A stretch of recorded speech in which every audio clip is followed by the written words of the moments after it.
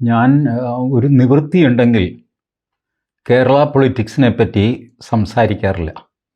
അത്യപൂർവമേ എന്തെങ്കിലും പറയാറുള്ളൂ. കാരണം മാന്യന്മാർക്ക് സംസാരിക്കാൻ കൊള്ളാവുന്ന സംഭവങ്ങളല്ല കേരള പൊളിറ്റിക്സിലും ഭരണരംഗത്തും ഒക്കെ നടക്കുന്നത്. അത് എങ്ങനെയോ ആവട്ടെ എന്ന് കരുതി ഞാനങ്ങ് ഉപേക്ഷിക്കുകയാണ് പതിവ്. അതിപ്പോഴൊന്നുമല്ല. 70കളുടെ അവസാനത്തിൽ ഞാൻ ഡിസില്യൂഷൻഡ് ആയതാണ് കേരളം എന്ന സംസ്ഥാനത്തെ ചൊല്ലി. അതിനുശേഷം കേരളത്തിലെ സംഭവങ്ങൾ ഞാൻ അറിയുന്നൊക്കെ ഉണ്ടെങ്കിലും ഞാൻ പലതും വിട്ടുകളയുകയാണ് ചെയ്യാറുള്ളത്. പക്ഷേ ചില കാര്യങ്ങൾ നമ്മളുടെ നെഞ്ചിൽ തറയ്ക്കുമല്ലോ. അങ്ങനത്തെ ഒരു സംഭവമാണ് കോട്ടയം മെഡിക്കൽ കോളേജിൽ നടന്നത്. കോട്ടയം മെഡിക്കൽ കോളേജ് വളരെ തലയെടുപ്പുള്ള ഒരു കോളേജാണ്. മെഡിക്കൽ കോളേജുകളുടെ കൂട്ടത്തിൽ തിരുവനന്തപുരം പോലെ തന്നെ റെപ്യൂട്ടേഷനുള്ള ഒരു മെഡിക്കൽ കോളേജാണ് കോട്ടയം. ഞാനിത് പറയാൻ കാര്യം എന്താണെന്ന് വെച്ചാൽ, ആലപ്പുഴ ഭാഗത്തു നിന്നുള്ളവർ പോലും കോട്ടയം മെഡിക്കൽ കോളേജിൽ പോകുന്നതായി എനിക്കറിയാം. എറണാകുളത്തെ ആൾക്കാരെ കോട്ടയം മെഡിക്കൽ കോളേജിലേക്ക് ഡോക്ടർമാർ പറഞ്ഞു വിടുന്നത് ഞാൻ കണ്ടിട്ടുണ്ട്. അപ്പോൾ കോട്ടയം മെഡിക്കൽ കോളേജ് അല്പം പാരമ്പര്യവും പ്രശസ്തിയും ഒക്കെയുള്ള എഫിഷ്യൻ്റായിട്ടുള്ളൊരു കോളേജാണെന്നായിരുന്നു എൻ്റെ ധാരണ. അവിടെ ഈ പറഞ്ഞ പോലെ സർക്കാർ വക ഇൻഎഫിഷ്യൻസീസ് ധാരാളമുണ്ട്. നമ്മളുടെ ഡോക്ടർ ഹാരിസ് അദ്ദേഹം പറഞ്ഞില്ലേ, ഈ ശസ്ത്രക്രിയാ ഉപകരണങ്ങൾ കിട്ടുന്നില്ല ഇതുപോലെയുള്ളത്. ഈ അനുഭവം ഒരു 20 വർഷം മുമ്പ് കോട്ടയം മെഡിക്കൽ കോളേജിൽ എനിക്കുമുണ്ടായി. ഞാനന്ന് ജോലി ചെയ്തിരുന്ന കമ്പനിയിൽ നിന്ന് കോട്ടയം മെഡിക്കൽ കോളേജിലൊരു യന്ത്രസാമഗ്രി കൊടുത്തിരുന്നു. അത് ഡയാലിസിസിന് വേണ്ട ഒരു ഉപകരണമാണ്. ആ ഉപകരണത്തിന് കണ്ടിന്യൂസ് മെയിൻ്റനൻസ് വേണം. അതിലെപ്പോഴും വെള്ളം നിറഞ്ഞിരിക്കണം. അതിനൊരു എമർജൻസി ടാങ്ക് ഇതൊക്കെ ഉണ്ട്. എന്നാൽ പോലും വെള്ളമില്ലാതെ ഈ യന്ത്രം നിന്നു പോയി കഴിഞ്ഞാൽ അതിൻ്റെ ഒരു പാർട്ട്, ഒരു ഫിൽറ്റർ മാറ്റേണ്ടി വരും. ആ ഫിൽറ്ററിന് വില എന്തോ 10,000-3,500 രൂപയുണ്ട്. ഇടയ്ക്കിടയ്ക്ക് ഇങ്ങനെ ഫിൽറ്റർ കേടാവും. വെള്ളമില്ലാഞ്ഞിട്ട്. ഫിൽറ്റർ തന്നെത്താനും കേടാവുന്നതല്ല, അത് വെള്ളത്തിൽ മുങ്ങി ഇരിക്കേണ്ടതാണ്. അപ്പോൾ അതിൻ്റെ മെയിൻ്റനൻസിനായിട്ട് പിന്നെ അത് ഫിൽറ്റർ ഇട്ട് റെഡിയാക്കി ഒരു ചെറിയ കമ്മീഷനിങ് ജോലി തന്നെയാണ്. ഒരു എഞ്ചിനീയർ എന്നുള്ള നിലയ്ക്ക് ഞാൻ അതിന് പോയിക്കൊണ്ടിരുന്നു. ഇതിനൊന്നും കോട്ടയം മെഡിക്കൽ കോളേജിൽ കാശ് തരില്ല. ഇപ്പോൾ 2-3 തവണയായി. അത് കഴിഞ്ഞപ്പോൾ ഞാൻ മാനേജിങ് ഡയറക്ടറോട് പറഞ്ഞു, സാർ ഇത് 4ാം തവണയാണ് അവർ വിളിക്കുന്നത്.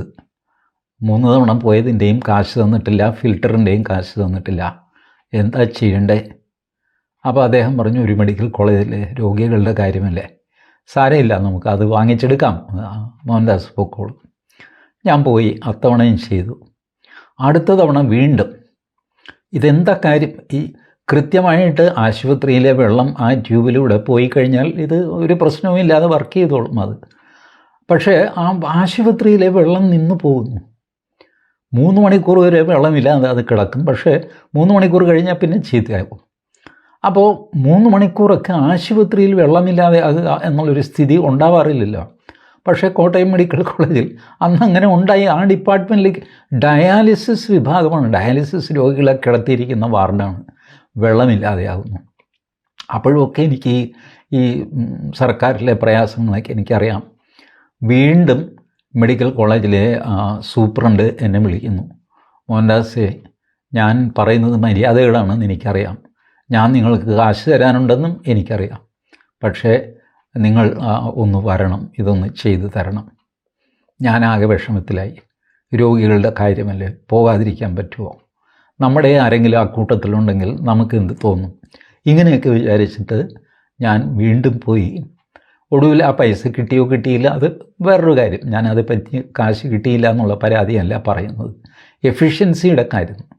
പക്ഷേ ഇങ്ങനെയൊക്കെ ഉള്ളപ്പോൾ പോലും പിന്നീട് ആ കോട്ടയം മെഡിക്കൽ കോളേജ് ഇമ്പ്രൂവ് ചെയ്തെന്നും നല്ല ചികിത്സയാണെന്നും ഒക്കെയുള്ള റെപ്യൂട്ടേഷനാണ് കോട്ടയം മെഡിക്കൽ കോളേജിനുള്ളത്. അതെല്ലാം കൂടെയാണ് ഇന്നലെ ഇടിഞ്ഞ് താഴെ വീണത്. ആ ഒരു കെട്ടിടം ഇതിപ്പോൾ തർക്കത്തിന് നമുക്ക് പറയാം അത് ഉപേക്ഷിക്കപ്പെട്ടതായിരുന്നു, അത് പൊളിക്കാൻ വെച്ചിരുന്നതാണ്, അതിനകത്ത് പോകരുതെന്ന് നാരായണൻ ദാമോദരനോട് പറഞ്ഞതാണ്. ഇങ്ങനെയൊക്കെ പറഞ്ഞ് ഒഴിയുന്നത് മര്യാദയാണ്? ഒരു കെട്ടിടം ഇടിഞ്ഞ് വീണ് കഴിഞ്ഞാൽ, അതും തിരക്ക് പിടിച്ച ഈ മെഡിക്കൽ കോളേജിലൊക്കെ എന്താ തിരക്ക്, ഈച്ച പൊതിയുന്ന പോലെയാണ് ഓരോ ഡിപ്പാർട്ട്മെൻറ്റിലും ആൾ പൊതിയുന്നത്. നമ്മൾ കണ്ടിട്ടില്ലേ? എനിക്ക് പലപ്പോഴും അത്ഭുതവും തോന്നിയിട്ടുണ്ട്. Medical college is suppose to be a referral hospital.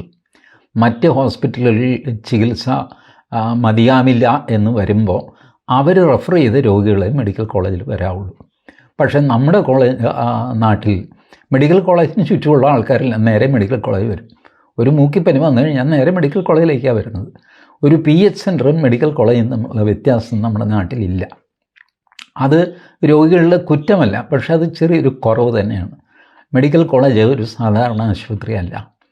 Medical കോളേജിനോട് ചേർന്നുള്ള ആശുപത്രിക്കാണ് മെഡിക്കൽ കോളേജ് ആശുപത്രി എന്ന് പറയുന്നത്.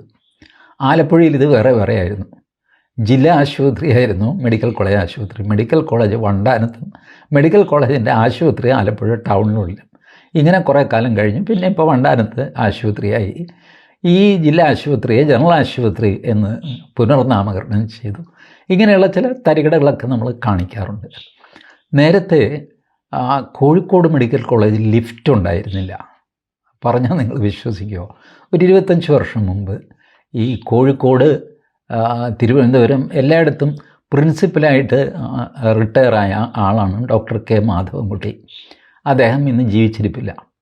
അദ്ദേഹം കോഴിക്കോട് ഒരു പ്രസംഗത്തിൽ പറഞ്ഞു, കോഴിക്കോട് മെഡിക്കൽ കോളേജിൽ ലിഫ്റ്റില്ല. ഈ കോണിപ്പടി വഴിക്കാണ് രോഗികളെ സ്ട്രെച്ചറിൽ താഴേക്കും മുകളിലേക്കും ഒക്കെ കൊണ്ടുപോകുന്നത്. ശസ്ത്രക്രിയ കഴിഞ്ഞ് രോഗിയെ 5ാം നിലയിൽ നിന്ന് 2ാം നിലയിലേക്ക് കൊണ്ടുവരണം. ആ സ്ട്രെച്ചർ എടുത്ത് പാടാണ് അറ്റൻഡർമാർ. സ്ട്രെച്ചറിൽ ഓപ്പറേഷൻ കഴിഞ്ഞ രോഗിയെ കൊണ്ടുവരുമ്പോൾ അന്ന് മാധവൻകുട്ടി സാർ പറഞ്ഞത്, മരുന്നുകൊണ്ട് ആ രോഗി മരിക്കാതിരുന്നാൽ ഈ കോണിപ്പടി ഇറങ്ങി വരുന്ന വഴി മരിച്ചോളും. മിക്കവാറും മരുന്ന് കൊണ്ട് തന്നെ, ചികിത്സ കൊണ്ട് തന്നെ മരിക്കും കുറച്ച് പേര്. ബാക്കി ആരെങ്കിലും ഉണ്ടെങ്കിൽ അവരുടെ പ്രാണൻ ഈ ഇറക്കം കൊണ്ട് സ്റ്റെയർ കേസ് ഇറങ്ങി മരിച്ചു പൊക്കോളും. തമാശയായിട്ട് പറഞ്ഞതാണ്. അത്രയ്ക്ക് ദയനീയമായിരുന്നു ഒരു കാലത്ത് മെഡിക്കൽ കോളേജുകളുടെയൊക്കെ സ്ഥിതി. പിന്നീട് മെല്ലെ അത് ഭേദപ്പെട്ടു. ഇപ്പോഴെങ്കിലും കോഴിക്കോട് മെഡിക്കൽ കോളേജിന് ലിഫ്റ്റൊക്കെ ഉണ്ട് എന്ന് ഞാൻ ധരിക്കുന്നു. ഞാൻ പോയി നോക്കിയിട്ടൊന്നുമില്ല കേട്ടോ. ഇനെഫിഷ്യൻസിയുടെ കൂടാരമാണ് മെഡിക്കൽ കോളേജാണെങ്കിലും ജനറൽ ഹോസ്പിറ്റലാണെങ്കിലും എല്ലാം. ഇതിൽ അപവാദമായിട്ട് നിൽക്കുന്നത് എറണാകുളം ജനറൽ ആശുപത്രിയാണ്. അതിപ്പോഴും നമ്പർ 1 ആയിട്ട് പ്രവർത്തിക്കുന്നു. നിങ്ങൾക്ക് അന്വേഷിച്ചാൽ അറിയാം. കേരളത്തിലെ ആദ്യത്തെ മോസ്റ്റ് എഫിഷ്യൻറ്റ് എല്ലാ ചികിത്സയും സംഗതിയും ഒക്കെയുള്ള 10 ആശുപത്രികളുടെ ലിസ്റ്റ് എടുത്തു കഴിഞ്ഞാൽ അതിനകത്ത് എറണാകുളം ജനറൽ ആശുപത്രി ഉണ്ടാവും. സർക്കാർ ആശുപത്രിയാണ്. അത് നോക്കാൻ ഒരു പൗരന്മാർ, എറണാകുളത്തെ മാന്യന്മാരടങ്ങിയ ഒരു കമ്മിറ്റിയുണ്ട്, കോർപ്പറേഷൻ്റെ പ്രതിനിധികളുണ്ട്, പോലീസുണ്ട്, പിന്നെ സന്നദ്ധ സംഘടനകളൊക്കെ ഉണ്ട്. ചുരുക്കി പറഞ്ഞാൽ നാട്ടുകാരുടെ എല്ലാം അത്യധ്വാനം കൊണ്ടും ഡോക്ടർമാരുടെയും മറ്റ് ജീവനക്കാരുടെയും അർപ്പണബോധം കൊണ്ടും എല്ലാം പേരെടുത്ത ഒരു ഗവൺമെൻറ് ആശുപത്രിയാണ് എറണാകുളം ജനറൽ ആശുപത്രി. മറ്റ് ജനറൽ ആശുപത്രികൾക്കോ സർക്കാർ ആശുപത്രികൾക്കോ ഈ പേര് ലഭിച്ചിട്ടില്ല. ലഭിക്കാൻ പ്രയാസം ഉണ്ടായിട്ടില്ല, ലഭിച്ചിട്ടില്ല, ആരും ചെയ്തിട്ടില്ല. അങ്ങനെ ചുരുക്കി പറഞ്ഞാൽ ജനങ്ങൾ മനസ്സ് വെച്ച് കഴിഞ്ഞാൽ ഭംഗിയായിട്ട് നടക്കുന്ന ഒരു സ്ഥാപനമാണ് ജനറൽ ആശുപത്രി അല്ലെങ്കിൽ ഗവൺമെൻറ് ആശുപത്രി. ഗവൺമെൻറ്റായിട്ട് മനസ്സ് വയ്ക്കുകയോ ചെയ്യുകയോ ഒന്നും ചെയ്യില്ല. എന്തെങ്കിലും ചെയ്താലായി, ചെയ്തില്ലെങ്കിലായി. നാട്ടുകാരെല്ലാം കൂടി ആശുപത്രി ഭംഗിയായിട്ട് നടത്തുക. അപ്പോൾ നാട്ടുകാരുടെ അർപ്പണബോധം കൊണ്ട് ഇത് നടക്കും. പിന്നെ ഡോക്ടർമാരും മറ്റ് ജീവനക്കാരും ഒക്കെ സഹകരിക്കും. കാരണം നാട്ടുകാരെല്ലാം ഇടപെട്ട് കഴിയുമ്പോൾ ഇവർക്കും ഒരു ഉത്സാഹം വരുമല്ലോ എല്ലാവർക്കും. അങ്ങനെ ഏതായാലും അതിദാരുണമായ ഒരു സംഭവമാണ് കോട്ടയത്ത് നടന്നത്. ഒരു കെട്ടിടം കൺമുമ്പിൽ ഇടിഞ്ഞ് പൊളിഞ്ഞ് വീണിട്ട്, അതും പകൽ സമയത്താണ്. 11:45 മണിക്കാണ്. എല്ലാ സന്നാഹങ്ങളും ഉള്ള സ്ഥലത്താണ് മെഡിക്കൽ കോളേജ് നിൽക്കുന്നത്. അതിൻ്റെ ഒരു ഭാഗം ഇടിഞ്ഞു വീഴുന്നു. കോട്ടയത്ത് തന്നെ മുഖ്യമന്ത്രിമാരടക്കമുള്ള മന്ത്രിപ്പട, കോട്ടയവും കോട്ടയത്തിൻ്റെ അയൽവക്കത്തുള്ള ജില്ലകളും ഒക്കെ നന്നാക്കാനുള്ള യോഗമോ അങ്ങനെ എന്തോ, അവർ ചുറ്റികയും കൂട്ടുകുളിയും ഒക്കെ എടുത്ത് നന്നാക്കിക്കൊണ്ടിരിക്കുമ്പോഴാണ് അപ്പുറത്ത് വലിയ ഒച്ച കേൾക്കുന്നു. അപ്പോൾ പിണറായി വിജയൻ പറഞ്ഞു, എടീ പെങ്കൊച്ചെ പോയി അവിടെ നോക്കുന്നു. വീണ ജോർജിനോട് പറഞ്ഞു, എന്താ അവിടെ ആശുപത്രി ഇടിഞ്ഞു വീണെന്നൊക്കെ പറഞ്ഞു. ഞാനിപ്പോൾ പോയി വരാൻ സഖാവേ എന്നൊക്കെ പറഞ്ഞിട്ട് നമ്മുടെ മന്ത്രി VN വാസവനും വീണ ജോർജും കൂടെ വെച്ച് പിടിച്ചു ആശുപത്രിയിലേക്ക്. വലിയ ദൂരമില്ല. അവിടെ പോയിട്ട് VN വാസവൻ പറഞ്ഞു, ഇവിടെയൊന്നുമില്ല, 5-6 കല്ല് ചുമ്മാ ഇടിഞ്ഞു വീണത്, ഈ മഴയൊക്കെ കൊണ്ട് കുതിർന്നിട്ടേ ആ ഭിത്തി അങ്ങ് താഴത്തേക്ക് വീണത്, അല്ലാതെ ഇതിനകത്ത് കാര്യമൊന്നുമില്ല. ഒരാൾക്ക് എന്തോ ഒരു കുട്ടിക്ക് എന്തോ ചെറിയൊരു പരിക്കുണ്ടായി, വേറെ ഒന്നും ഉണ്ടായിട്ടില്ല, ഒരു പ്രശ്നവുമില്ല. അപ്പോൾ നമ്മുടെ ചാണ്ടി ഉമ്മൻ, പുതുപ്പള്ളി MLA ഉമ്മൻചാണ്ടിയുടെ മകൻ ചാണ്ടി ഉമ്മൻ അവിടെ വന്ന് വാർഡിലേക്ക് കയറി നോക്കിക്കഴിഞ്ഞപ്പോൾ ഒരാൾ പറഞ്ഞു, ഇങ്ങനെ എൻ്റെ ഭാര്യയെ കാണുന്നില്ല, അയാളുടെ മകൾക്കാണ് സുഖമില്ല, അപ്പം മകളെ നോക്കാനായിട്ട് ഭാര്യയെ ഏൽപ്പിച്ചിട്ട് ഇയാൾ പുറത്തു പോയതായിരുന്നു. ഭാര്യ ഇതിനിടയ്ക്ക് ബാത്റൂമിൽ പോയി എന്ന് പറയുന്നു, മൊബൈലിൽ വിളിച്ചിട്ട് എടുക്കുന്നില്ല. അപ്പോൾ ചാണ്ടി ഉമ്മൻ പരിഭ്രമിച്ച്, ഒരാളെ കാണുന്നില്ലല്ലോ, നിങ്ങൾ ഇതിനകത്തൊന്ന് നോക്ക്, ഈ കെട്ടിടം പൊളിഞ്ഞ് കിടക്കുന്നതിനകത്ത്. അതിലൊന്നുമില്ല. അല്ല, ഒന്ന് നോക്കുന്നതുകൊണ്ട് ദോഷമില്ല, ഒരാളെ കാണാനില്ല എന്ന് അവർ പറയുന്നു, ഫോൺ വിളിച്ചിട്ട് എടുക്കുന്നില്ല എന്ന് പറയുന്നു, നോക്കുന്നില്ല. പിന്നെ അവിടെ ബഹളമായി, കച്ചറയായി, തിരുവഞ്ചൂർ രാധാകൃഷ്ണൻ വരുന്നു, ഇവർ നാട്ടിലെ ആൾക്കാരൊക്കെ ഓടിക്കൂടി. അപ്പോഴേക്ക് ഈ ഒരാളെ കാണുന്നില്ല, ബിന്ദു എന്ന സ്ത്രീയെ കാണുന്നില്ല എന്നായി. പിന്നെ JCB ബുൾഡോസർ കൊണ്ടുവന്നു. ഇത് കൊണ്ടുവന്ന് കഴിയുമ്പോൾ ഇത് കയറ്റാൻ സ്ഥലമില്ല അവിടെ, ഇതിന് കയറി വരണ്ടേ. അതിന് കയറി വരാനായിട്ട് 3-4 ഭിത്തി വേറെ പൊളിച്ചു. വെറുതെ ഇരുന്ന ഭിത്തി പൊളിച്ചിട്ടാണ് ഈ സാധനം അകത്തേക്ക് വരുന്നത്. തിരുവഞ്ചൂർ രാധാകൃഷ്ണൻ പറയുന്നു, ഇതിൻ്റെ ചുറ്റും 7 മീറ്റർ ചുറ്റളവിൽ റോഡ് വേണ്ടതാണ്, ആ റോഡ് എവിടെയെന്നൊക്കെ അദ്ദേഹം അവിടെ MLA ഒക്കെ ആയിരുന്നതാണ്, ഇപ്പോഴുമാണ്. അപ്പോൾ ഈ ചെയ്യേണ്ടവരൊന്നും തന്നെ ഇന്നുവരെ ഒന്നും ചെയ്തിട്ടില്ല. ആശുപത്രിക്ക് ചുറ്റും അല്ലെങ്കിൽ കെട്ടിടങ്ങൾക്ക് ചുറ്റും 7 മീറ്റർ വീതിയിൽ റോഡ് ഉണ്ടായിരിക്കണം എന്നൊക്കെയുള്ള നിയമം എനിക്കറിയില്ല, അങ്ങനെ ഉണ്ട് പോലും. ഉള്ളത് നല്ലത് തന്നെയാണ്, കാരണം വാഹനങ്ങൾ കയറി വരണ്ടേ, ആശുപത്രിയല്ലേ, ആംബുലൻസ് കയറി വരണ്ടേ, ഒരു അത്യാവശ്യം ഇതുപോലെ ഇടിഞ്ഞു പൊളിഞ്ഞു വന്നു കഴിഞ്ഞാൽ ബുൾഡോസർ കയറി വരണ്ടേ. ബുൾഡോസർ കയറി വരണമെങ്കിൽ നേരെ ചൊവ്വേ നിൽക്കുന്ന വേറെ 2 ഭിത്തി പൊളിക്കണം എന്നുള്ള അവസ്ഥ എന്തൊരവസ്ഥയാണ്. അവസാനം അതും പൊളിച്ചിട്ട് ബുൾഡോസർ അകത്ത് നിന്ന് മാന്തിയൊക്കെ എടുത്തു കഴിഞ്ഞപ്പോഴത്തേക്ക് ഈ സ്ത്രീയുടെ പ്രാണനങ്ങ് പോയി. അവരുടെ അമ്മയുടെ ഒരു നിലവിളി കേൾക്കണം, എൻ്റെ ദൈവമേ, നെഞ്ച് പൂട്ടുന്ന പോലെ ആ അമ്മ നിലവിളിക്കുന്നു. വയസ്സുകാലത്ത് അവൾക്കുണ്ടായിരുന്ന ഒരു മകൾ നഷ്ടപ്പെട്ടതിൻ്റെ വിഷമം ഉണ്ടാവുമല്ലോ. അപ്പോൾ ഇത് കഴിഞ്ഞപ്പോൾ എല്ലാവരും മാറി, അങ്ങനെയൊന്നും അല്ല, അത് അറിഞ്ഞില്ല, കേട്ടില്ല, അത് അവിടെ പോകരുതെന്ന് പറഞ്ഞതാണ്, കേട്ടതാണെന്നൊക്കെ പറയുന്നു. മെഡിക്കൽ കോളേജ് സൂപ്രണ്ടും പ്രിൻസിപ്പലും പറയുന്നു, ഇതൊക്കെ ഞങ്ങൾ നേരത്തെ അറിയിച്ചതാണ്, ഇത് പഴയതായെന്നും പൊളിച്ച് കളയണമെന്നും 5-6 വർഷമായി ഇത് പൊളിക്കണമെന്ന് പറഞ്ഞിരിക്കുന്നു. ആര് പൊളിക്കും? മെഡിക്കൽ കോളേജ് ഹോസ്പിറ്റലിലെ സൂപ്രണ്ടിനോ ഡോക്ടർക്കോ കൈകൊണ്ട് ഒരു കെട്ടിടം പൊളിച്ച് കളയാൻ പറ്റുമോ? പറ്റില്ലല്ലോ. മമ്മട്ടിയും തൂമ്പയും കട്ടപ്പാരയും എടുത്തിട്ട് ഡോക്ടർമാർക്ക് ഈ കെട്ടിടം പൊളിച്ച് കളയാൻ പറ്റുമോ? തലേ വീഴുകയില്ല ഇത്. അപ്പോൾ ഇത് അതിന് പൊളിക്കൽ വിദഗ്ധന്മാരെ കൊണ്ടുവന്നിട്ട് പൊളിപ്പിച്ച് കളയണ്ടേ? പൊളിക്കാനുള്ളത് പൊളിക്കുകയില്ല, കെട്ടാനുള്ളത് കെട്ടുകയുമില്ല. നേരത്തെ തിരുവനന്തപുരം മെഡിക്കൽ കോളേജിലെ ഡോക്ടർ റേസ് ചെയ്തത് ശസ്ത്രക്രിയയ്ക്ക് ഉപകരണമില്ല എന്നുള്ള പരാതിയാണ്. ശരി, ശസ്ത്രക്രിയ ഇവിടെ നടക്കില്ല, വേറെ എവിടെയെങ്കിലും പോകാമെന്ന് പറഞ്ഞിട്ട് ആളുകൾ കൂടും കൊടുക്കുകയും എടുത്ത് സ്ഥലം വിട്ടോളും. കോട്ടയത്ത് അങ്ങനെയല്ല, ശസ്ത്രക്രിയയ്ക്കുള്ള സാധനമൊക്കെ ഉണ്ട്, പക്ഷേ ഈ ബിൽഡിംഗ് ഇടിഞ്ഞ് നിങ്ങളുടെ തലയിൽ വീഴും. ഇതാണ്. അപ്പോൾ പ്രാണനാണോ വലുത്, ശസ്ത്രക്രിയയാണോ വലുത് എന്നുള്ളത് ചോദ്യം. ഇപ്പോൾ കോട്ടയം മെഡിക്കൽ കോളേജിലേക്ക് കയറാൻ ആൾക്കാർക്ക് പേടിയായി. ഈ സമയത്താണ് നമ്മുടെ മുഖ്യമന്ത്രി ശ്രീ പിണറായി വിജയൻ, അഥവാ ഇതിനെല്ലാം കാരണഭൂതനായിട്ട് വിരാജിക്കുന്ന മനുഷ്യൻ, അങ്ങേരുത് അമേരിക്കയ്ക്ക് വെച്ച് പിടിച്ചു. പുള്ളിയുടെ ചികിത്സ അമേരിക്കയിലാണ്. കേരളം ചികിത്സയിൽ നമ്പർ 1 ആണ്. എല്ലാ സൗകര്യങ്ങളും കേരളത്തിലുണ്ട്. പുള്ളി കുറച്ച് നാൾ മുമ്പ് അടിച്ച ഡയലോഗ് ഉണ്ടല്ലോ, എനിക്ക് ഓർമ്മയുണ്ട്. പുള്ളി പറഞ്ഞു, പണക്കാർക്ക് പോലും സർക്കാർ ആശുപത്രിയിൽ വരാൻ കൊതിയാണ്. പിന്നെ അവർ വരാത്തത് എന്താണെന്നറിയാമോ? പിശുക്കനാണ് എന്ന് മറ്റുള്ളവർ പറഞ്ഞെങ്കിലോ എന്നുള്ള പേടി കൊണ്ടാണ് അവർ സർക്കാർ ആശുപത്രിയിൽ വരാത്തത്. അല്ലെങ്കിൽ അവരും വന്നേനെ. പിന്നെ എനിക്ക് തോന്നി കുറച്ച് പേര് തലയിൽ മുണ്ടിട്ട് വരുന്നുമുണ്ടാകും. ഈ പിശുക്കന്മാർക്ക് അവരുടെ പിശുക്ക് പിടിച്ചു നിർത്താൻ പറ്റുമല്ലോ. അതുകൊണ്ട് കാശ് മുടക്കാൻ കഴിയില്ലായിട്ട് അങ്ങോട്ടും ഇങ്ങോട്ടും നോക്കിയിട്ട് സൂത്രത്തിന് തലയിൽ കൂടെ ഒരു തോർത്തിട്ടിട്ട് ഡോക്ടറെ മുമ്പിൽ പോയിട്ട്, ഡോക്ടറെ ഞാനാണ് ഇട്ടി കണ്ടപ്പൻ, ഞാൻ നാട്ടിലെ വലിയ പണക്കാരൻ, ആരോടും പറയല്ലേ, എനിക്ക് ഇന്ന അസുഖമുണ്ട് എന്നൊക്കെ പറഞ്ഞ് ഗുളികയും മേടിച്ച് പോകുന്നുണ്ടാകും എന്നൊക്കെ വിചാരിച്ചു. അപ്പോൾ അങ്ങനെ സർക്കാർ ആശുപത്രികളെ വല്ലാതെ പുകഴ്ത്തുന്ന ആളാണ് പിണറായി വിജയൻ.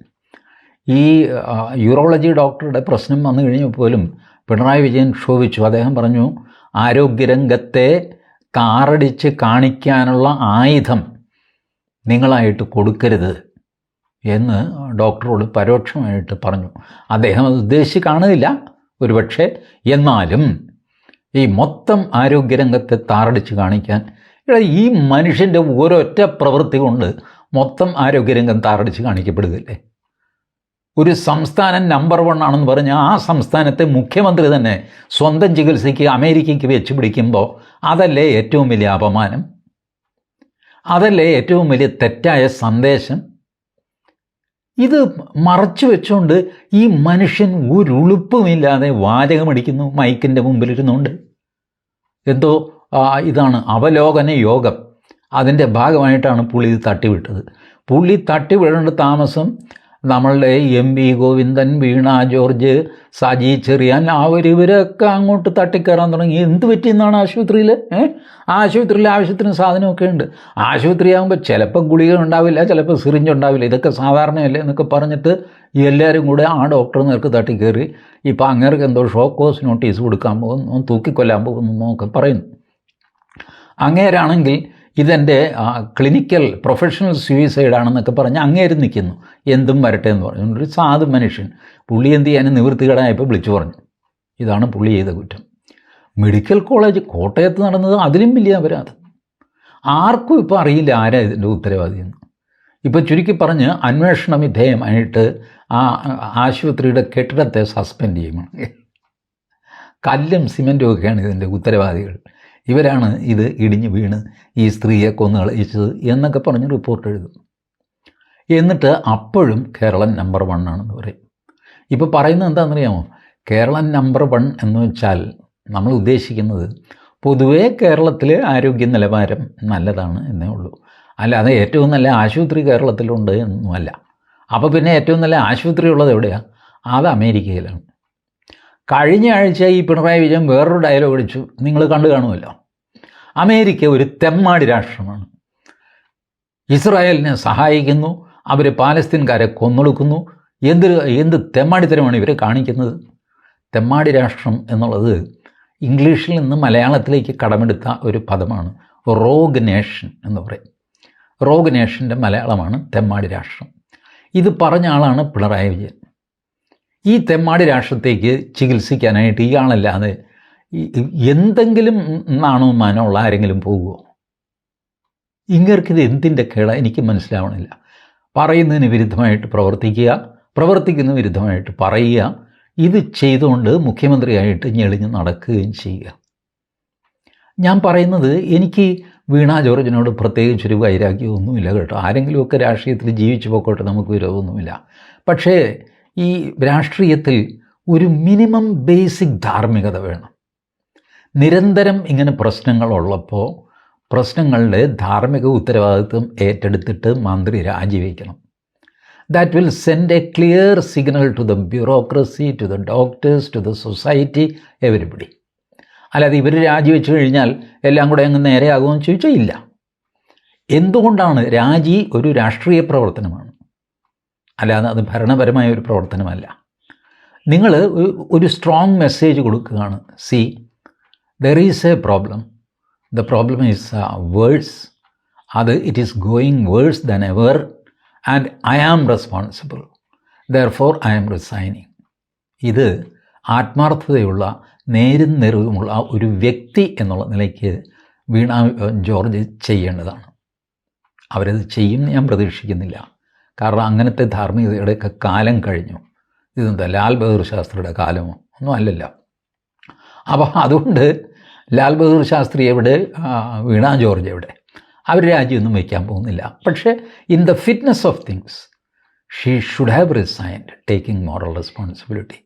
അത് ഒരു നോബിൾ ആക്റ്റ് ആകുമായിരുന്നു. ഇതിലും നിസ്സാര കാര്യങ്ങൾക്കൊക്കെ മറ്റുള്ളവർ സജി ചെറിയാൻ റിസൈൻ ചെയ്തില്ലേ ഒരു പ്രസംഗത്തിൻ്റെ പേരിൽ. പിന്നെ തിരിച്ചു വന്നു, വേറെ കാര്യം. ബട്ട് അന്ന് സജി ചെറിയാൻ റിസൈൻ ചെയ്തപ്പോൾ ആളുകൾക്ക് തോന്നിക്കൊള്ളാം, എന്തുമായിക്കോട്ടെ, ഒരു ക്രിമിനൽ കേസ് വന്നു, ഭരണഘടനയെ അപമാനിച്ചു എന്നുള്ള കേസാണ്, വാട്ട് എവർ ഇറ്റ് ഈസ്. അത് FIR രജിസ്റ്റർ ചെയ്തപ്പോൾ ഇദ്ദേഹം രാജിവെച്ചു. FIR രജിസ്റ്റർ ചെയ്തു എന്ന് വിചാരിച്ചിട്ട് ഒരു മന്ത്രി രാജിവെക്കേണ്ട കാര്യമൊന്നുമില്ല, ഒരു കാര്യമില്ല. 2 വർഷത്തിൽ കൂടുതൽ തടവ് ശിക്ഷ ഏതെങ്കിലും കോടതിയിൽ നിന്ന് കിട്ടിയാൽ മാത്രം രാജിവെച്ചാൽ മതി. അതും അപ്പീൽ പോയി അവിടെയും കൺഫേം ചെയ്ത്, സുപ്രീം കോടതിയിൽ പോയി അവിടെയും കൺഫേം ചെയ്ത് കഴിഞ്ഞാൽ രാജിവെച്ചാൽ മതി. സാങ്കേതികമായിട്ട് അങ്ങനെയാണ്. ബട്ട് എത്രയോ നിസ്സാര കാര്യങ്ങൾക്ക് ഇതിനു മുമ്പ് ആൾക്കാർ രാജിവെച്ചിരിക്കുന്നു. R ബാലകൃഷ്ണപിള്ള രാജിവെച്ചു. എന്തിനാണെന്നറിയാമോ? അതാണ് പഞ്ചാബ് മോഡൽ പ്രസംഗം. ബാലകൃഷ്ണപിള്ള കൊച്ചിയിൽ വന്ന് സംസാരിച്ചു. അപ്പോൾ അന്നും ഇന്നും എന്നുമുള്ളൊരു പ്രശ്നമാണല്ലോ, കേന്ദ്രവിഹിതം കിട്ടുന്നില്ല. അപ്പോൾ ബാലകൃഷ്ണപിള്ളയും ഇതുപോലെ പ്രസംഗിച്ചു, കേന്ദ്രവിഹിതം കിട്ടുന്നില്ല, ഇനി എന്താ വല്ല പഞ്ചാബ് മോഡൽ സമരം ചെയ്യണമോ എന്നാണ് ചോദ്യം. അപ്പോൾ അന്ന് പഞ്ചാബ്, ഖാലിസ്ഥാൻ, ഈ തീവ്രവാദം വിഘടനവാദമൊക്കെ പൊരിഞ്ഞ് നടക്കുന്ന സമയമാണ്. അപ്പോൾ പഞ്ചാബ് മോഡൽ സമരം എന്ന് പറയുമ്പോൾ നമ്മൾ ഒരു വിഘടനവാദം, ഒരു തീവ്രവാദം അത് നടത്തണോ എന്നാണ് ആ പ്രസംഗത്തിൻ്റെ അർത്ഥം എന്ന് വ്യാഖ്യാനിക്കപ്പെട്ടു. ഒരു പൊതുതാൽപര്യ ഹർജി കേരള ഹൈക്കോടതിയിൽ പോയി. പൊതുതാൽപര്യ ഹർജിയിൽ നോട്ടീസ് അയച്ചുകൊണ്ട് ജഡ്ജി ഒരു കമൻറ്റ് പറഞ്ഞു. എന്തൊക്കെ പറഞ്ഞാലും ഒരു മന്ത്രി ഇങ്ങനെ പ്രസംഗിക്കരുതായിരുന്നു. എനിവേ, ഇഷ്യൂ നോട്ടീസ്, ഇത്രേ പറഞ്ഞുള്ളൂ. അത് വാക്കാൽ പറഞ്ഞതാണ്, എഴുതിയൊന്നും കൊടുത്തതല്ല. അതിൻ്റെ പേരിൽ എല്ലാവരും കൂടെ ബഹളം വെച്ചിട്ട് ബാലകൃഷ്ണപിള്ളയെ കൊണ്ട് റിസൈൻ ചെയ്യിച്ചു.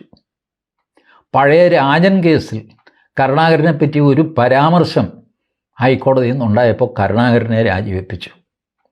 KP വിശ്വനാഥൻ കോൺഗ്രസ്സിലെ വനം മന്ത്രിയായിരുന്ന കാലത്ത് ഒരു ജഡ്ജ്മെൻറ്റിൽ എവിടെയോ KP വിശ്വനാഥൻ്റെ പേര് വന്നു, മന്ത്രിയും ശ്രദ്ധിക്കണമായിരുന്നെന്നോ അങ്ങനെ എന്തോ ഒരു ചെറിയ പരാമർശം. അതിൻ്റെ പേരിൽ KP വിശ്വനാഥനെ കൊണ്ട് രാജിവെപ്പിച്ചു. ഇതൊക്കെ ധാർമ്മിക ഉത്തരവാദിത്വം പറഞ്ഞ് ഉള്ള രാജിയാണ്. എന്തിന് EP ജയരാജനെ കൊണ്ട് രാജിവെപ്പിച്ചു?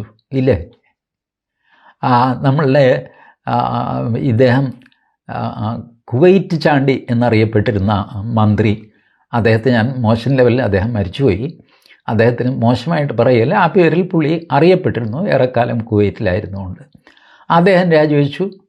ഇങ്ങനെ പലരും പല വിവാദങ്ങളും വന്നു കഴിയുമ്പോൾ രാജിവെച്ചിട്ടുണ്ട്. കാരണം അതിൻ്റെ ധാർമ്മിക ഉത്തരവാദിത്വം തനിക്കാണ് എന്ന് ജനങ്ങളെ ബോധ്യപ്പെടുത്തുക. രാജിവെക്കുന്നതിലൂടെ നിങ്ങൾ രാഷ്ട്രീയത്തിൽ അപ്രസക്തരാകുകയൊന്നുമല്ല ചെയ്യുന്നത്, നിങ്ങൾ കുറച്ചുകൂടെ ശോഭയോടെ തിരിച്ചു വരികയാണ് ചെയ്യുന്നത്. ഇത് മനസ്സിലാവാത്ത ആളാണ് വീണ ജോർജ് എന്ന് ഞാൻ കരുതുന്നില്ല. പക്ഷേ മനസ്സിലാകാത്തൊരു പാർട്ടിയാണ് CPM എന്ന് എനിക്കറിയാം. ഈ ബധിരകർണങ്ങളിൽ ഈ വിലാപം നടത്തിയിട്ട് കാര്യമില്ല എന്നുള്ളത് കൊണ്ടാണ് കേരള പൊളിറ്റിക്സിനെ പറ്റി പലതും സംസാരിക്കാതെ ഞാൻ വിട്ടുകളയുന്നത്. പിണറായി വിജയന് ഇന്ത്യയിൽ കിട്ടാത്ത ഒരു ചികിത്സയും അമേരിക്കയിൽ കിട്ടാൻ പോകുന്നില്ല, അതൊക്കെ തെറ്റിദ്ധാരണയാണ്. അമേരിക്കക്കാരും ഇംഗ്ലണ്ടുകാരും ഇന്ത്യയിൽ വരികയാണ് ചികിത്സിക്കാനായിട്ട്. 2 കാരണങ്ങൾ കൊണ്ട്. ഒന്ന്, വിദഗ്ധ ചികിത്സ എല്ലാം ഇവിടെയുണ്ട്. നമ്പർ 2, കോസ്റ്റ് കുറവാണ് ഇന്ത്യയിൽ. അമേരിക്കയിലോ ഇംഗ്ലണ്ടിലോ നിങ്ങൾക്കൊരു ഡോക്ടറുടെ അപ്പോയിൻമെൻറ്റ് കിട്ടാൻ ദിവസം എത്ര എടുക്കുമെന്നറിയാം. നമ്മളിവിടെ അങ്ങനെയല്ല, ഒരു മൂക്കിപ്പനി വന്നു കഴിഞ്ഞാൽ ഓടിയെടുത്ത് ആശുപത്രിയിൽ പോയിട്ട് ഡോക്ടറെ അയ്യോ ഉടനെ ഡോക്ടർ പരിശോധിക്കുന്നു, ഇരിക്കുമെന്ന് പറയുന്നു, തുടങ്ങിയ ചികിത്സ. ഇതാണ് നമ്മുടെ സമ്പ്രദായം. അവിടെ ഇങ്ങനത്തെ എമർജൻസി സമ്പ്രദായമൊന്നുമില്ല. വലിയ പ്രയാസമാണ് അവിടെ ചികിത്സ കിട്ടാൻ. അവിടെ പോയിട്ടാണ്, ആ തെമ്മാടി രാഷ്ട്രത്തിൽ പോയിട്ടാണ് പിണറായി വിജയൻ ചികിത്സിക്കുന്നത്. ശരി, ചികിത്സ അവിടെ ചെയ്തു, അദ്ദേഹത്തിന് എന്തോ സർജറിയോ മറ്റോ ഉണ്ടായിരുന്നു. ഇതിലെ അത്ഭുതം നിങ്ങൾക്കറിയാമോ? പിണറായി വിജയൻ്റെ ചികിത്സയ്ക്ക് ഇതുവരെ സ്റ്റേറ്റ് എത്ര കാശ് മുടക്കി എന്ന് വിവരാവകാശ നിയമപ്രകാരം ചോദിച്ചിട്ട് മറുപടിയില്ല. ചോദിച്ചത് തിരുവനന്തപുരത്തുകാരനായ വയോവൃദ്ധനായ ചിത്രഭാനു എന്നൊരാളുണ്ട്, KP ചിത്രഭാനു. അദ്ദേഹമാണ് വിവരാവകാശ നിയമപ്രകാരം ചോദിച്ചത്, കൊടുത്തില്ല. ആ വിവരം പുറത്തു പറയാൻ പറ്റില്ല. പിണറായി വിജയൻ്റെ അസുഖം എന്താണ് എന്നല്ല ഈ ചോദിക്കുന്നത്. അസുഖം വേണമെങ്കിൽ രഹസ്യമായിട്ട് വയ്ക്കാൻ കുഴപ്പമൊന്നുമില്ല. നമ്മുടെയൊക്കെ അസുഖമാണെങ്കിൽ അപ്പം തന്നെ ആൾ കൂടും വീട്ടിൽ, ഇല്ലേ? എന്ത് പറ്റി ചേട്ടാ എന്നൊക്കെ ചോദിച്ച്, കാലിലൊരു കുരുവാണെന്ന്, കുരുവോ നോക്കട്ടെ എന്നൊക്കെ പറഞ്ഞ് ഈ കുരു ഞെക്കി വൈകുന്നേരമായി കഴിയുമ്പോൾ ഇത് മന്താകും. ആൾക്കാരിൽ ഓരോരുത്തരും ഞെക്കുമ്പോൾ ഇത് വീർക്കുമല്ലോ. അങ്ങനെ മന്ദകാലനായിട്ടിരിക്കും നമ്മൾ വൈകുന്നേരം ആകുമ്പോൾ. അതാണ് നമ്മുടെയൊക്കെ സ്വകാര്യതയുടെ അവസ്ഥ. പോട്ടെ, പിണറായി വിജയൻ രഹസ്യമായിട്ട് അദ്ദേഹത്തിൻ്റെ അസുഖം എന്താണെന്ന് പറയണ്ടപ്പം. കാശ് എത്ര ചിലവ്, സംസ്ഥാനത്തിൻ്റെ കാശല്ലേ ഈ കൊടുത്തിരിക്കുന്നത്, അതെത്ര കൊടുത്തു എന്നെങ്കിലും അറിയണ്ടേ? ഇല്ല. ശരി, എത്ര അഡ്വാൻസ് ആയിട്ട് എഴുതി, അങ്ങനെ ബില്ല് സബ്മിറ്റ് ചെയ്തിട്ടില്ല, കണക്ക് തീർത്തിട്ടില്ല, പോട്ടെ, അഡ്വാൻസ് ആയിട്ട് എത്ര തുക കൊടുത്തു അതും പറയില്ല, മറുപടിയില്ല. അപ്പോൾ അസുഖം എന്താണെന്നറിയാതെ കാശ് എണ്ണി കൊടുത്ത് സംസ്ഥാനത്തിൻ്റെ കാശ് കൊടുത്തിട്ട് ഇങ്ങനെ പോവുകയാണ് പിണറായി വിജയൻ. പിണറായി വിജയൻ ഒറ്റയ്ക്കാണോ? എനിക്കറിയാം, ഒറ്റയ്ക്കൊന്നും അല്ല, ഭാര്യ ഏതായാലും കൂടെ ഉണ്ടാവുമല്ലോ. അതുകൂടാതെ മകളോ മരുമകനോ കൊച്ചുമകനോ ഒക്കെ ഉണ്ടാകുമായിരിക്കും. ചിലപ്പോൾ ഞാനതിൻ്റെ ഡീറ്റെയിൽസ് കണ്ടില്ല, ഞാൻ നോക്കി ഈ പോകുന്ന 10-15 പേരൊക്കെ ആയിട്ടില്ലേ, പ്രൈവറ്റ് സെക്രട്ടറി മറ്റവർ മറിച്ചവരൊക്കെ ആയിട്ട് ചികിത്സയും നടക്കും. അമേരിക്കയും കാണാം, സാൻ ഫ്രാൻസിസ്കോ, മിന്നസോട്ട, നയാഗ്ര വെള്ളച്ചാട്ടം എന്നൊക്കെ നമ്മൾ കേട്ടിട്ടില്ലേ, അതൊക്കെ പോയി കാണാം. കൂടെ പിണറായി വിജയൻ ചികിത്സയും നടക്കും, ബാക്കിയുള്ളവരവിടെ കറങ്ങിയും നടക്കും. ഈ പരിപാടിയാണ്. പണ്ട് റോമാനഗരം കത്തിയെരിയുമ്പോൾ ചക്രവർത്തി വീണ വായിച്ചു എന്ന് കേട്ടിട്ടുണ്ട്. വീണ വയലിനോ, വീണ ആ ഭാഗത്തുള്ള ഒരു വാദ്യമല്ലല്ലോ, അപ്പോൾ വയലിനായിരിക്കും വായിച്ചിരിക്കുക. എന്തുമായിക്കോട്ടെ, ഇപ്പോൾ പിണറായി വിജയൻ ഇങ്ങനെ ചെയ്യുന്നു. കേരളം കത്തിയെരിയുന്നു, ഇടിഞ്ഞു വീഴുന്നു, മുടിഞ്ഞു പോകുന്നു. ആർക്ക് ഛേദം? ഇതിനെല്ലാം കാരണഭൂതൻ സ്വസ്ഥനായിട്ട് ശാന്തനായിട്ട് അമേരിക്കയിൽ പോകുന്നു. തുടർ ചികിത്സയാണെന്ന് പറയും. കുറഞ്ഞ പക്ഷം തുടർ ചികിത്സയെങ്കിലും ഇവിടെ ചെയ്യരുതോ? പ്രധാന സർജറിയൊക്കെ കഴിഞ്ഞല്ലോ, ഇനി തുടർ ചികിത്സ ഇവിടെ ചെയ്യാം. അതിനുള്ള സംവിധാനമൊക്കെ ഉണ്ട്. ഇപ്പം എല്ലാം വീഡിയോയിലും ഇതിലും ഒക്കെ ആണെന്നേ. അവിടെ ടെസ്റ്റ് ചെയ്ത് കഴിഞ്ഞാൽ ആ റിപ്പോർട്ട് അതേപടി ഇവിടുത്തെ ഡോക്ടർമാർക്ക് കാണാൻ പറ്റും, ഇല്ലേ? ചെയ്യുന്നുണ്ടല്ലോ, വാട്സാപ്പിൽ അങ്ങോട്ട് അയക്കുക, അങ്ങനെ ചെയ്യുക, ഫോട്ടോ അയക്കുക, ഇമെയിൽ, എന്തെല്ലാം സംവിധാനങ്ങളാണ് ഡോക്ടർമാർ തമ്മിൽ.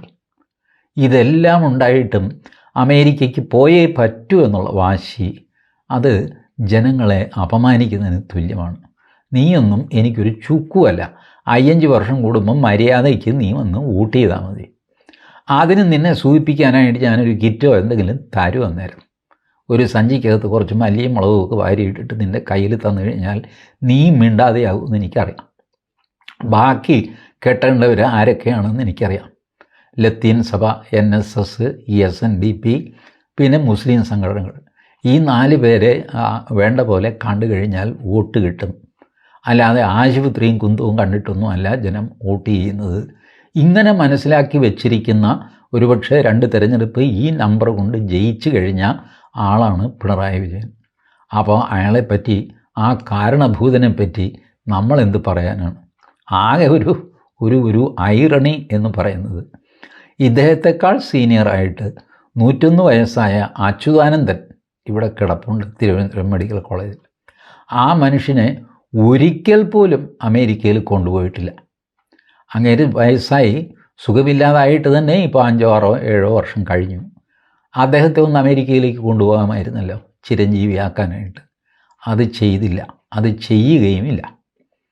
അദ്ദേഹത്തിൻ്റെ വെന്റിലേറ്ററിൻ്റെ കാറ്റ് ഊരിവിടുന്നത് എപ്പോഴാണ് എന്ന് തീരുമാനിക്കുന്നത് പോലും പിണറായി വിജയൻ ആയിരിക്കാം, നമുക്കറിയില്ല.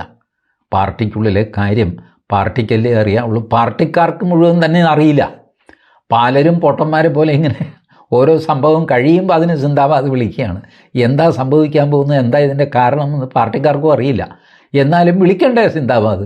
വിളിച്ചോ? കാരണം ഒരു പിൻവാതിൽ നിയമനം നമുക്കും കിട്ടിയതാണ്. നമ്മുടെ മകനും ഒരെണ്ണം കിട്ടാൻ പോകുന്നുണ്ട്. ഞാൻ പറഞ്ഞു വെച്ചിട്ടുണ്ട് ജില്ലാ സെക്രട്ടറിയോട്. ജില്ലാ സെക്രട്ടറി സംസ്ഥാന സെക്രട്ടറിയുടെ പറയാമെന്ന് പറഞ്ഞിട്ടുണ്ട്.